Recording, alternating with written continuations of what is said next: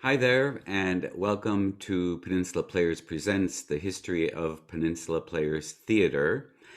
And in honor of Women's History Month, March, or at least we're recording this in March, I have with me Amy McKenzie. Amy, how are you doing? I'm doing great. Thank you, Greg. Excellent. Thanks for being here. It's really a pleasure. And I know that a lot of people are familiar with Amy. She's a familiar face to many people up in Door County and among our audience. But I'd just like to review a little bit about if you don't know her. Um, she has spent 30 plus years in professional theater as a producer, artistic director, writer, stage manager, and actress, including many years at Peninsula Players, where Amy, you practically basically grew up there. I certainly did.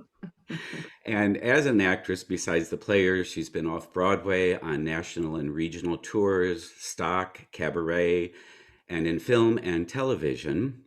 And she is the co founder, producer, and director of New Age Vaudeville and founding artistic director of Third Avenue Playhouse in Sturgeon Bay, and producer also of Black Pearl Cabaret in Washington. And she has been an ad hoc professor at University of Wisconsin Green Bay, and is also now managing director at Sharing University. And Sharing is, if I may quote, a spiritual and humanitarian organization committed to inspiring a new culture, one that is based on sharing, which sounds very wonderful and very positive, Amy.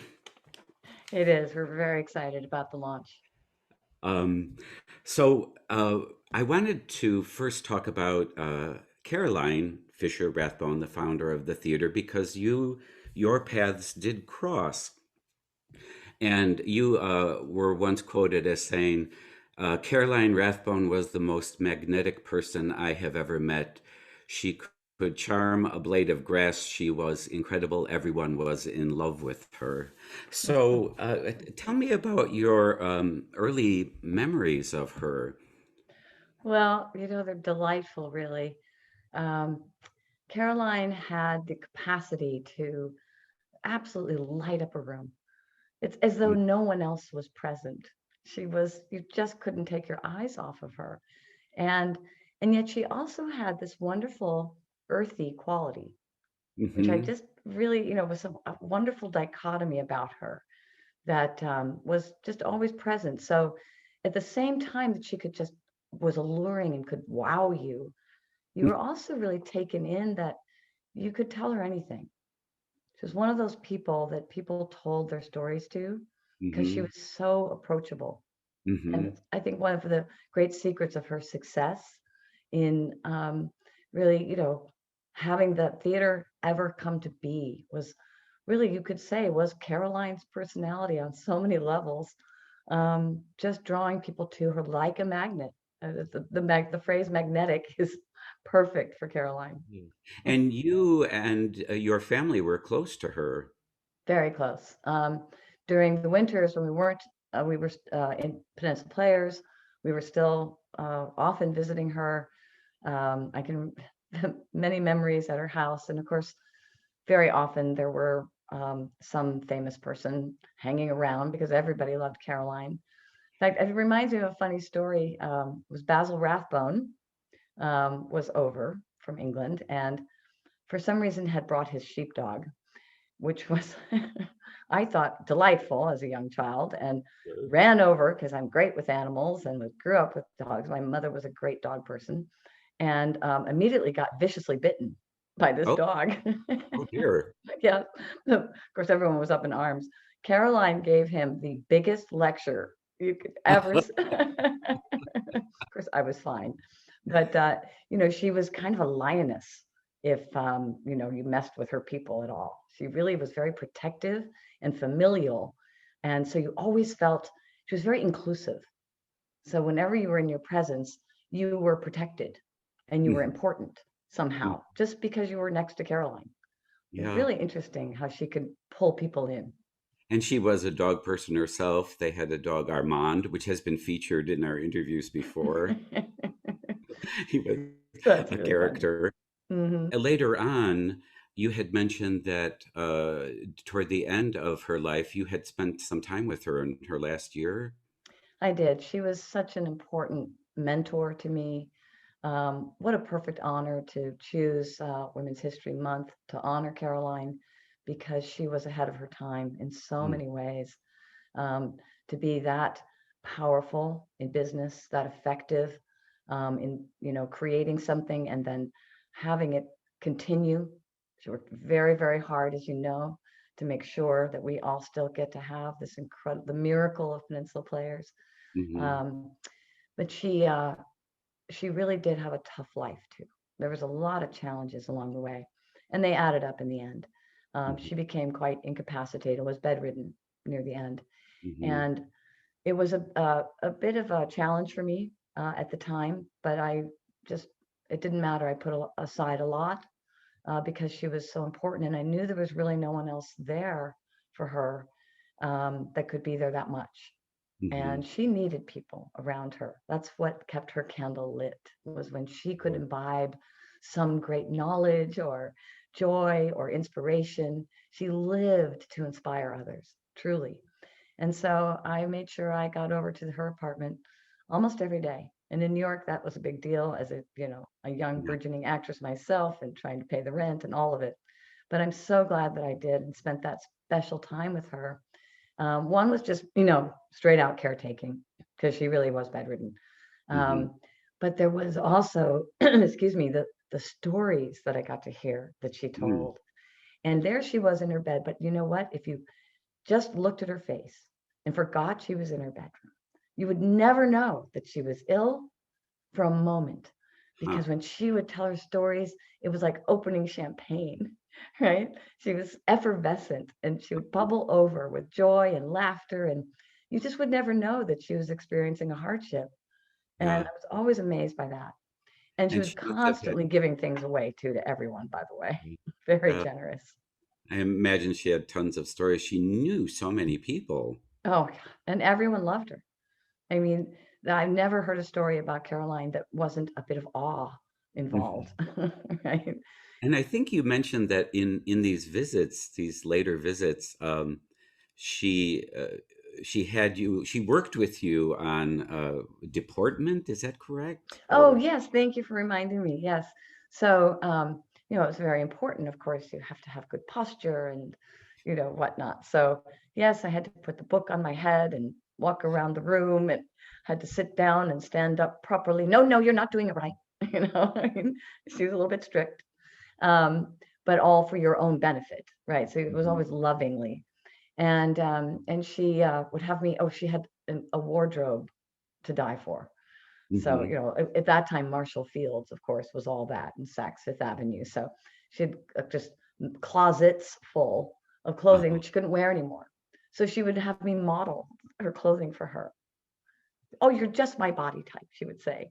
Oh, that's good. Turn around now, dear. Right? She'd have me twirl around.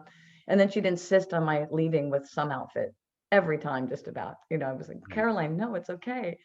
And she said, Oh, no, no, no, that's perfect on you. You have to have it. oh, that's wonderful. I'm so Yeah. jealous that you got to know her. I feel I've sort of gotten to know her through going through the history of the theater, but I know meeting her in person would be very different. She was But extraordinary. yeah, There's yeah, no other way to say it. She was truly extraordinary. I mean, if Hollywood would have gotten a hold of her. I know early on, one of her quotes was saying, "I'm only out in Hollywood so I can make money to support Peninsula Players and get it going." And I just thought, wow, because she was beautiful, as was her Yes. sister Margot. And Margot yes, I was think, exquisitely beautiful. In yeah, fact, just to touch on her for a moment, um, Salome, hmm, okay, so she wasn't maybe the greatest actress in the world, but it didn't matter with Salome. People talked about that performance for decades, mm, literally decades. People would come back and talk about with the memory of that. It was sheer gossamer on yeah. stage. Well, the pictures from that production are so dramatic. I Yeah. loved putting them up. No, she came Um, alive. Like acting wasn't her thing, but boy, in that role, that was her 10 minutes of fame for sure. If she was yeah. stunning from what I understand. Yeah. Well, the Fishers were an extraordinary family on the whole, and but I do also want to, as a part of Women's History Month, and a big part of Peninsula Players is your mom, uh, Jeanne Bolan, and one of the reasons we're talking about Jeanne is that she was involved with the theater for quite a long time, starting in 1949, and her first production was Light Up the Sky. And from 1961 on, she was resident producer, and it was where she met and married Jim McKenzie, your dad, and had three kids, and was a terrific actress and meant a great deal to Peninsula Players. But I'd like to talk about her and how she started. I think she started at a very young age in Chicago. She did. My mother had a very colorful life. Um, Depression era Chicago. Um, Father kind of cracked under the pressure of depression. And so suddenly there she was, the youngest of three daughters, mother working three jobs to try and make it all come together. And it wasn't enough.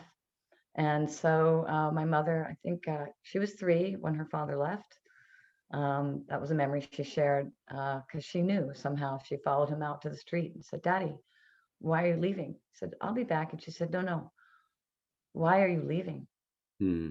And she remembered him just kind of apologetically shrugging and sad and turned, and she watched him walk away and never saw him again. And in Wow. that moment, she knew that she was going to need to step it up. Hmm. Like she has like very clear memory. And her sisters honestly weren't much help. Yeah. So she was trying to help her mother. And then when she saw it wasn't enough, I think she was about 5, and she literally started tap dancing on the street with the That's hat what she on the says sidewalk. in her in her biography. She says that that's when she started performing at 5 years old. So she was kind of busking. Yes, exactly. And that's why. I mean, it was literally that was going to buy bread. Yes, and you had mentioned that I said, "Wow, this sounds like a Cinderella story with the two older sisters," and you said yes. It truly was. She, they weren't really interested in house cleaning and all of those sorts of things. So she really took on a lot and she Hmm. was capable of it. And of course, she got noticed very young for her capacity. I think her first role was Puck. Oh, Yeah, and of course, she was the perfect Puck. Even as an adult, she was 5'2", eyes of blue, 100% Irish. Um, yep, that's so Jean Bernadette Lillian Bolan. Right. Bernadette Lillian Boland. Wow, Yeah. that's so pretty. Wow, and how wonderful for her that she latched onto that love of acting so early. And it was throughout her life. And again, she is someone I wish I had met too. So then she continued on with her training in acting. She did. She went to the Goodman School of Drama. It was still the Goodman School of Drama then. And that was a really big deal, right? For her to get in. She absolutely loved those years. Mhm. Became very good friends with Harvey Korman during that time. And And you said earlier that he had a crush on her. he had a really big crush on her. He used to basically, as she put it, beg her to carry her books. So she would sometimes let him carry her books. Um, She had a lot of suitors. uh-huh. Yeah, my mother, Caroline and my mother were very alike in one regard. Um, Literally, you couldn't take your eyes off her. Mhm. Not just because she was beautiful. There's a lot of beautiful women, but she had that magnetism also, Mhm. and she was brilliant. She shared with me that her aunt was a certified genius apparently, and was working for NASA by the time she was 17. So very Uh-huh. gifted in science and mathematics. Mhm. And so my mother obviously had tremendous facile ability to trespass. What is the word I want?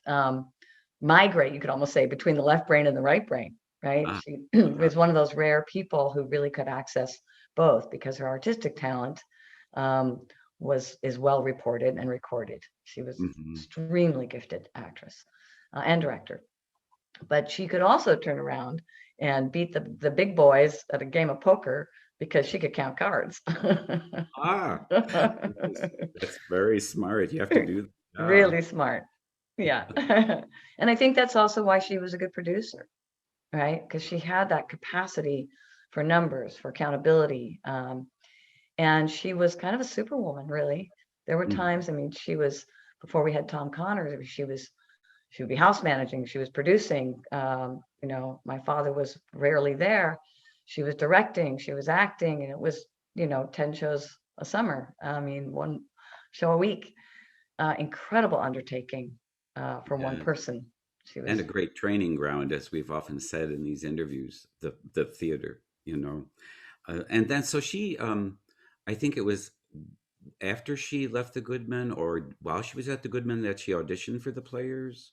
yeah, I think she was still at the Goodman. Uh, Or she had, wait a minute. No, she had just completed. It was her first summer after graduating, if I recall correctly.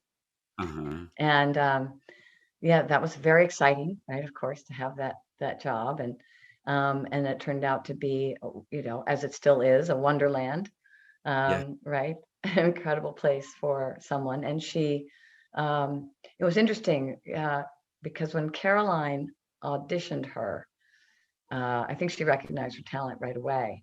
Hmm. Because normally in your first season, you wouldn't necessarily come in and have the level of roles that she had. Hmm. But she basically walked in the door and went right to leading lady and remained Wow. that way for many years. Yeah. And you had mentioned earlier that there was a great depth and range in her acting. Tremendous range. Um, with the personal tragedies that she experienced, that depth is not something that you can layer in, right? Hmm. And so the greatest, like yourself, when someone can truly hit those notes, Hmm. they have to have a palette that affords them that potential, right, of depth. So she had that. And of course, the greater the dramatic actor, I think, is the greater potential for their comedic capacity, Oh, should they sure. have that gift, right? Because the level of commitment, Yes, she used to say, play comedy like it's Chekhov, exactly. Yeah. right? And that's how she went at it. She had exquisite comedic timing, Mm. exquisite.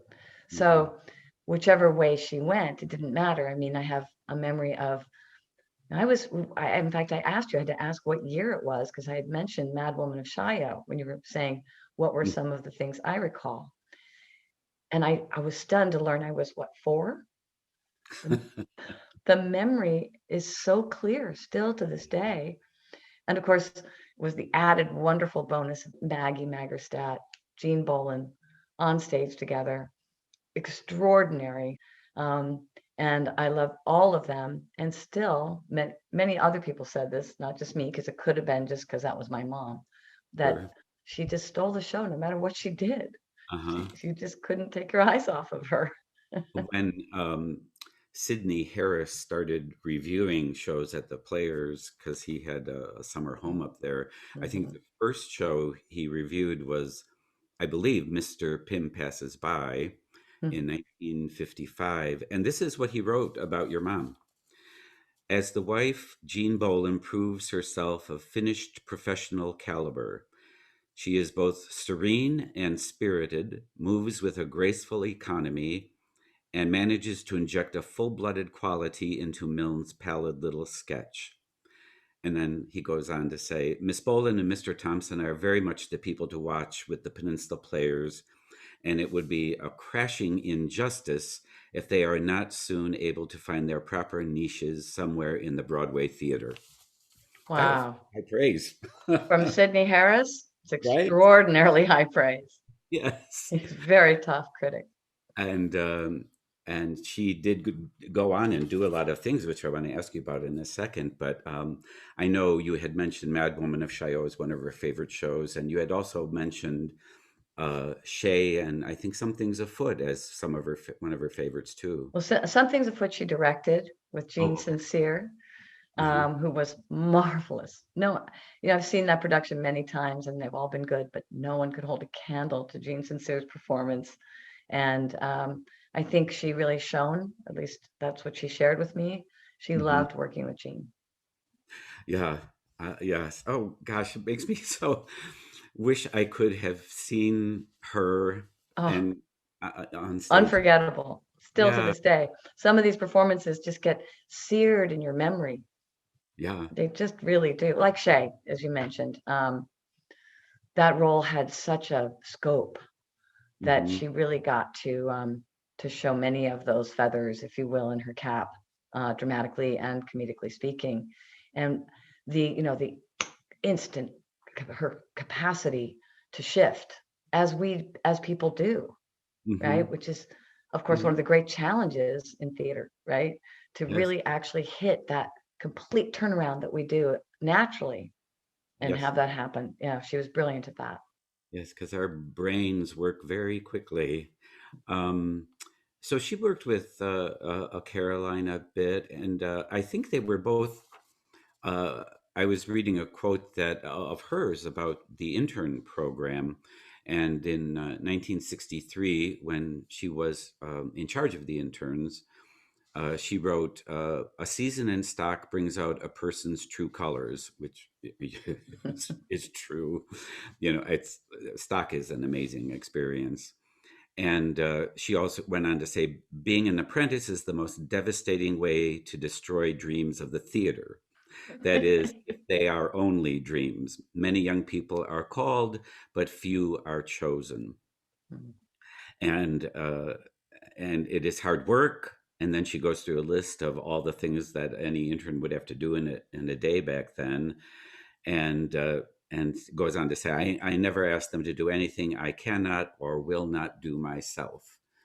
And finally, studying theater in school is one thing, actually practicing it is another. But very, very true, as we know.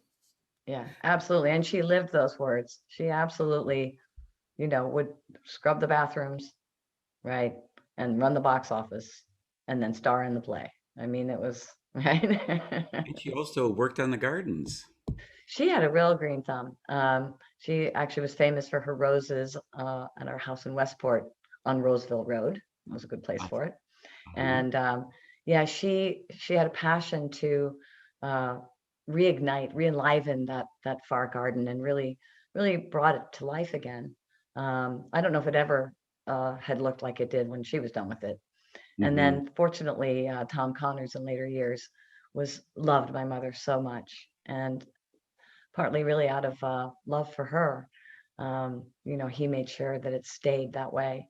Hmm. So it was that way for a long time. And yes, it was a great joy to her, that far garden, and that you would find her often. In fact, that's why we have that little bench out there for her. That's where she would study her lines, Mm. which took Oh, her about half an hour, but it was a very quick study. because that's amazing. Yeah, It had a great memory. she had extraordinary memory. She could step into a part in a matter of hours.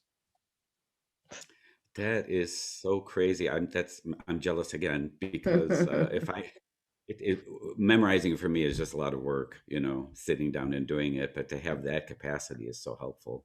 It was very helpful in those days too, because when you're doing one show a week, everybody got sick at some point. So, Right, right. right. And she went on in other places to Oh, yeah, represent Italy. absolutely. She did a lot of work, a lot of national tours. My favorite memory, I think, of the national tours, and I think she really had a lot of fun with this, was with Tom Ewell in Impossible Years. Hmm. And it was a cameo role, which she loved because she's like, they do all the work, they do all the setup. I just get to come on and do my thing. I remember her saying that. And it was a very campy role. But because of her depth, she could make camp work. And that, of course, again, that's one of the hardest things to be successful in and really actually pull it off because Hmm. she was so authentic and brought literally the house down. I remember Tom Ewell saying backstage that he was just jealous. I'm fed up with you. stop stealing the show. And you got to see her in that. Oh, I did many times, yes. Yeah. Oh, that's wonderful.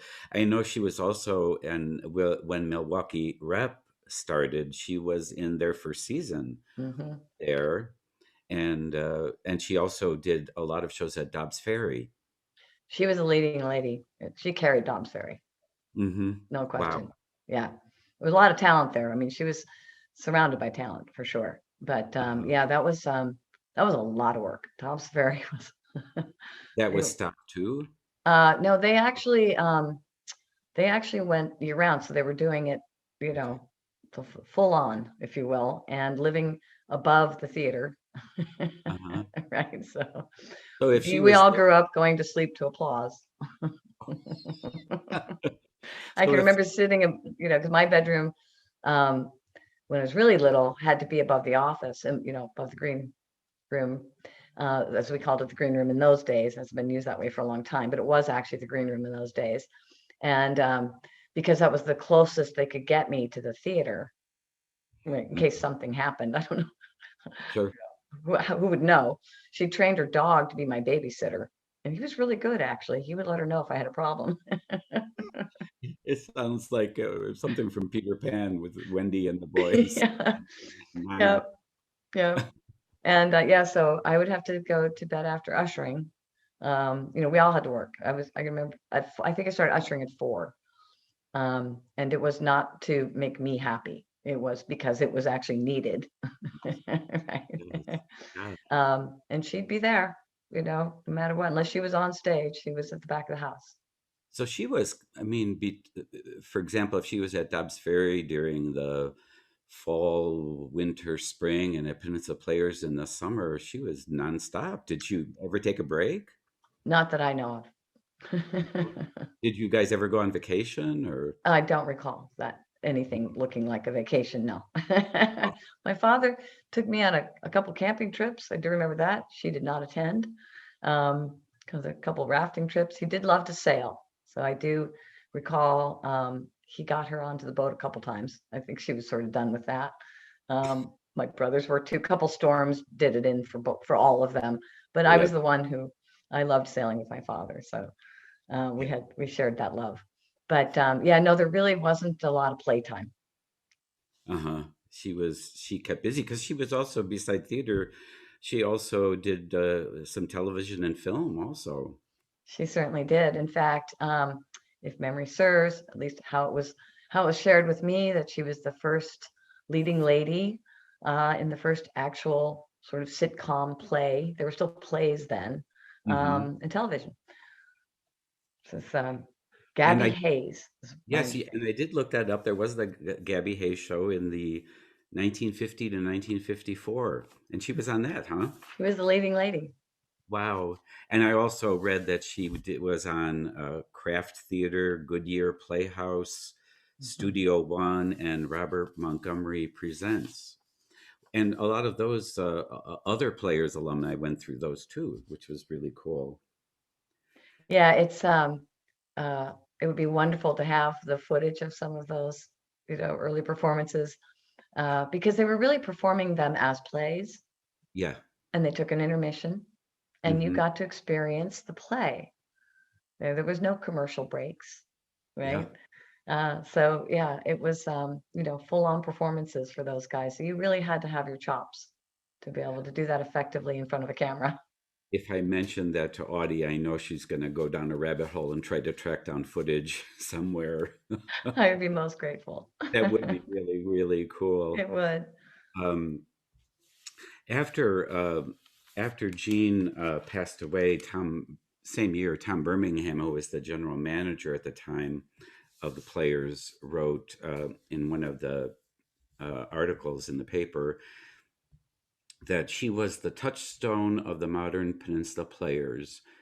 Jeanne generously gave us her uncompromising artistic standards, and that excellence and dedication will always be in our script, which was a wonderful thing to say about anyone. It is. And Tom was, very particular. It was very considered in his languaging. So that's again very high praise coming from Mr. Birmingham. As a school teacher, I mean, he was very specific Hmm. in his communications. And so that means a lot to hear that.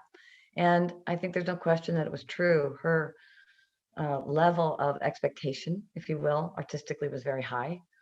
Hmm. She was a bit of a driver Hmm. in that regard, but the results were magnificent. And I think she most likely did raise the bar.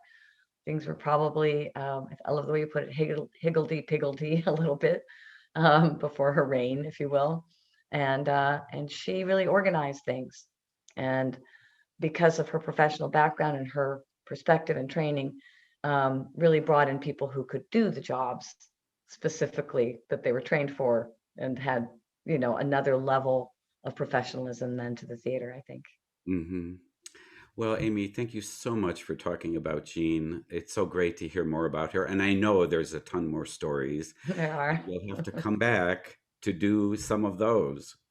Well, I will tell you that she was also not only hardworking, but it's only fair to say she was also really fun. She had the greatest laugh.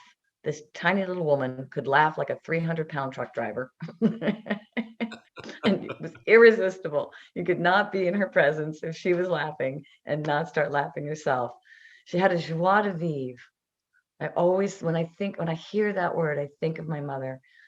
She had incredible love for life and people and zest, and she was really a spitfire. And I think one of my favorite things about her is she could go to the Royal Poinciana Playhouse in her tiara and evening gown. There we are with the Kennedys and the DuPonts and the Pettigroves, and then turn around and go home and put on her visor and beat those guys at poker. A true Well, chameleon. yeah. Well, Amy, thank you for being here. And I hope we can get you back in the future. And thank you for joining us this time. And we will continue on after this with our continuation of Peninsula Players history. So check in again and uh, take care, Amy. And we'll see you next time. Thank you, Greg. This was wonderful. Appreciate it.